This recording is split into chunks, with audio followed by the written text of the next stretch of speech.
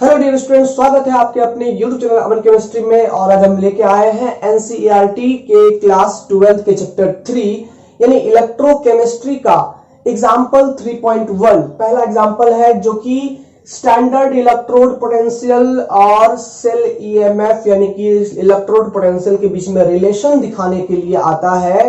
एक Nernst equation और cell के रिप्रेजेंटेशन पर यह सवाल दिया हुआ है, जिसमें कि हमारे पास एक इक्वेशन है कुछ इस तरह का और ये एक सेल रिएक्शन है। आपको सवाल में कह रहा है दो बात कि एक तो इस सेल को रिप्रेजेंट करो, वो जो वर्टिकल लाइन देकर के रिप्रेजेंट किया जाता है सेल को उस तरीके से रिप्रेजेंट करो, और दूसरा कि अगर स्टैंडर्ड इलेक्ट्रोड पोटेंशियल इनॉट सेल का मान 3.17 वोल्ट है। इनॉट सेल मतलब होता है स्टैंडर्ड टेम्परेचर प्रेशर पर जो सेल का इलेक्ट्रोड पोटेंशियल होता है उसको इनॉट सेल बोलते हैं, और ई सेल जनरल केस में हो गया किसी भी टेम्परेचर किसी भी प्रेशर पर।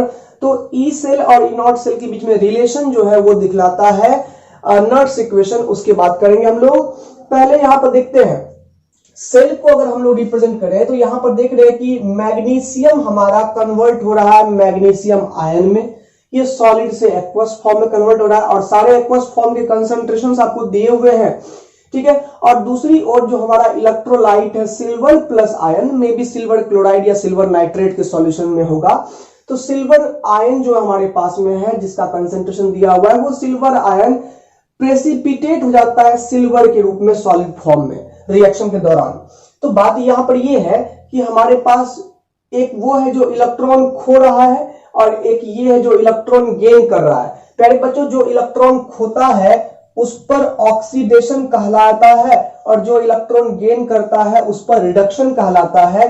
तो हमारे पास दो पोटेंशियल यहां पर होंगे, एक ऑक्सीडेशन पोटेंशियल जो एनोड पोटेंशियल कहलाता है और एक रिडक्शन पोटेंशियल जो कैथोड पोटेंशियल कहलाता है। और याद रखिएगा सेल को रिप्रेजेंट करने का तरीका होता है, सेल रिप्रेजेंटेशन की अगर हम बात करें तो सेल को रिप्रेजेंट करने का तरीका यह है कि एनोड और कैथोड को एक वर्टिकल लाइन से रिप्रेजेंट करते हैं, सेपरेट करते हैं। ये वर्टिकल लाइन में भी सॉल्ट ब्रिज हो सकता है जो कि एनोड और कैथोड को दोनों को सेपरेट कर देता है, या मे भी अगर एक ही डायरेक्ट रेडॉक्स रिएक्शन अगर आप पढ़े हो, एक ही कंटेनर में अगर हमारा कैथोड भी हो एनोड भी हो, बीच का जो एक मेम्ब्रेन से जो एक लेयर लगाया जाता है, बाउंड्री दिया जाता है दोनों के बीच में, ताकि लिक्विड पास ना करे केवल आयंस और इलेक्ट्रॉन्स पास करे। तो उस मेम्ब्रेन को हम लोग ये डबल वर्टिकल लाइन से रिप्रेजेंट करते हैं, माने कि एनोड और कैथोड के डिवीजन को इस डबल वर्टिकल लाइन से रिप्रेजेंट करते हैं। और इस साइड हम लोग ऑक्सीडेशन का रिएक्शन लिखते हैं, रिप्रेजेंट करते हैं, और इस साइड हम लोग रिडक्शन को रिप्रेजेंट करते हैं, ठीक है। इधर ऑक्सीडेशन पोटेंशियल इधर रिडक्शन पोटेंशियल को रिप्रेजेंट किया जाता है।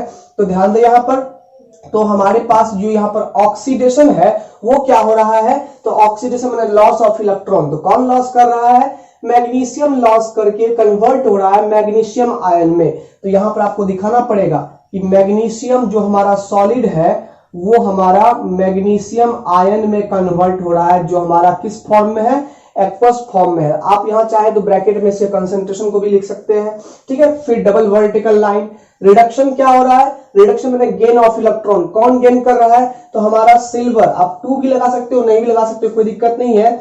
यहां पर हमारे पास 2Ag प्लस ये हमारा कन्वर्ट हो रहा है किसमें, तो 2Ag में। आप चाहते हो तो यहां से आप 2 को माइनस भी मतलब 2 को आप हटा भी सकते हो, कोई दिक्कत नहीं है। ये हमारा एक्वस फॉर्म से सॉलिड फॉर्म में ये कन्वर्ट हो रहा है। तो ये हमारा प्यारे बच्चों सेल रिप्रेजेंटेशन हो गया, जिसमें कि ये पार्ट एनोड कहलाता है और ये पार्ट हमारा कैथोड कहलाता है, ठीक है।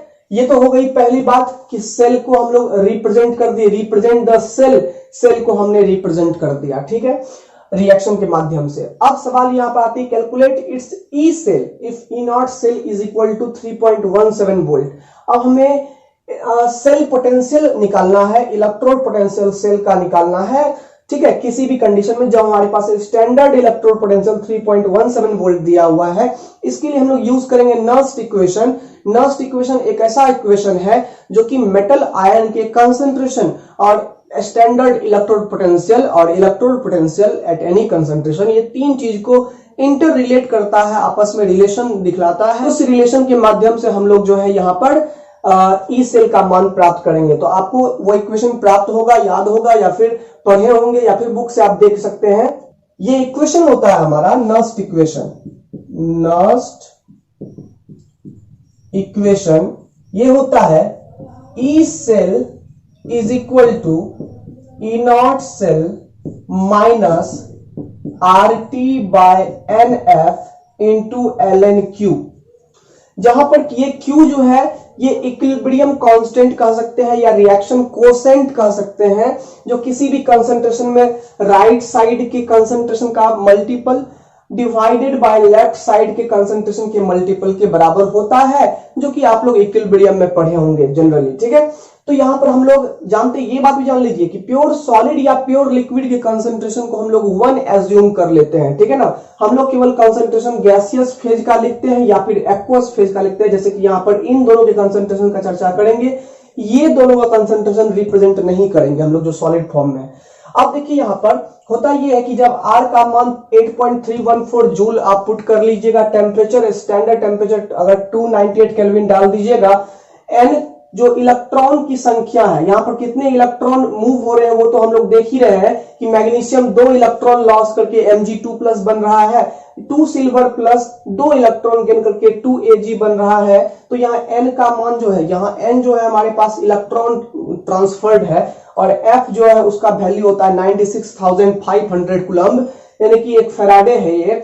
तो ये तीन चीज हमारे पास कांस्टेंट है, ये N हमारे पास कांस्टेंट नहीं है, वो हर एक रिएक्शन के लिए अलग अलग हो सकता है। ये तीन चीज को आप लोग सॉल्व करोगे और साथ ही साथ जब इसको लॉग में कन्वर्ट करेंगे तो 2.303 यहां पर आएगा, और ये तीन चीज को मल्टीप्लाई करने के बाद जो हमारे पास एक डिराइव्ड इक्वेशन बनता है वो होता है E cell is equal to E naught cell minus, यहां पर देखिए ये आर टी एफ और 2.303 को जब सॉल्व करिएगा तो 0.0591 आएगा। तो 0.059 यहां पर मान लेते हैं, बटे में यहां पर क्या बचेगा n, अब हो जाएगा ये log q हो जाएगा। ठीक है ना, अब देखिए यहां पर अब q का वैल्यू अगर हम देखें तो q क्या है, राइट साइड में कौन कौन है, तो राइट साइड में मैग्नीशियम आयन का ही केवल हम लोग कंसंट्रेशन दिखाएंगे।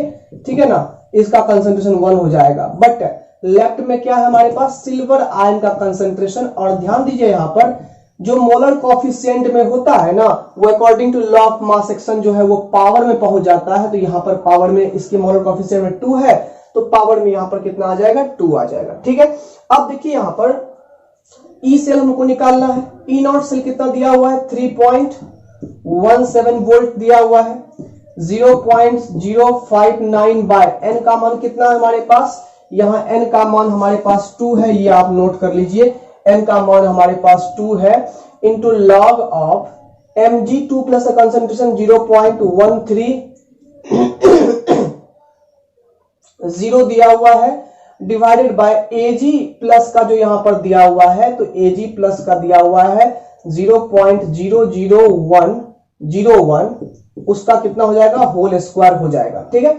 अब हम लोग को केवल लॉग को इधर सॉल्व करना है, काम अपने हो जाएगा, बन जाएगा हम लोग का।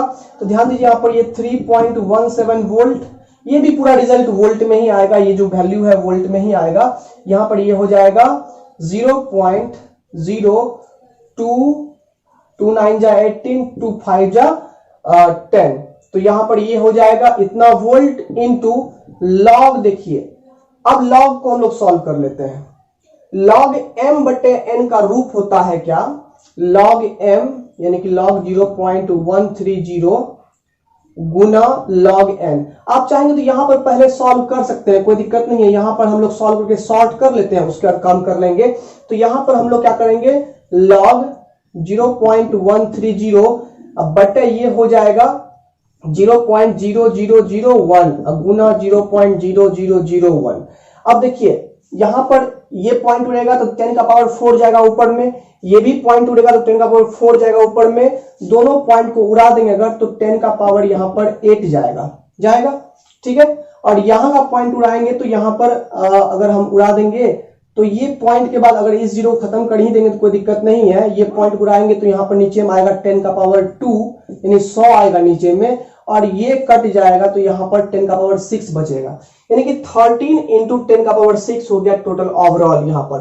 तो यहाँ पर देखें तो एक बार फिर से लिख देते हैं 3.17 वोल्ट माइनस 0.0295 वोल्ट गुना लॉग यहाँ पर हो जाएगा 13 इंटू 10 का पावर 6। अब देखिए ये log m इंटू n का फॉर्मेट है, जिसका सिंपल सा अर्थ ये होता है कि ये टूट जाता है log m plus log n में कन्वर्ट हो जाता है। ठीक है, लॉग और एंटी लॉग का वीडियो आपको हमारे केमिकल काइनेटिक्स के थ्योरी वाले प्लेलिस्ट में मिल जाएगा, आप प्लेलिस्ट में जाकर के चेक कर सकते हैं। ठीक है, तो यहां पर देखिए इसमें क्या हो जाएगा, यहां पर ये 3.17 वोल्ट माइनस 0.0295 वोल्ट इंटू ये हमारा हो जाएगा log 13 प्लस log 10 का पावर 6। ठीक है, अब देखिए log 10 का पावर 6 log m के पावर n जैसा है, तो ये 6 आ जाएगा नीचे में, तो 6 इंटू log 10 हो जाएगा, और log के बेस में भी 10 ही होता है, तो log 10 बेस 10 इसका वैल्यू 1 हो जाएगा, तो 6 इंटू 1 6 हो जाएगा। log 13 का वैल्यू आप log टेबल से निकालिएगा तो 1.11 आएगा। ठीक है ना, तो यहां पर हम लोग सॉल्व करते हैं तो ये हो जाएगा 3.17 वोल्ट माइनस 0.0295 इंटू 1.11 प्लस यहां पर हो जाएगा 6, तो यहां पर ये हो जाएगा 3.17 वोल्ट माइनस 0.0295 इंटू यहां पर हो जाएगा 7.11। अब इन दोनों को मल्टीप्लाई करेंगे हम लोग और फाइनली इसको इसमें माइनस कर देंगे, तो हमारा लगभग में रिजल्ट आएगा जो ये हो जाएगा 3.17 वोल्ट माइनस 0.21 वोल्ट हो जाएगा, और यहां पर हम लोग जब इसको माइनस कर देंगे तो यहां 7 में से 1 जाएगा 6 हो जाएगा, यहां पर 9 हो जाएगा, यहां पर 2.96 वोल्ट इसका आंसर आएगा। मतलब कि जब ये रिएक्शन हो और इतने कंसंट्रेशंस हो तो हमारे पास जो ई सेल का वैल्यू होगा इस कंसंट्रेशंस पर वो हो जाएगा 2.96 वोल्ट के बराबर।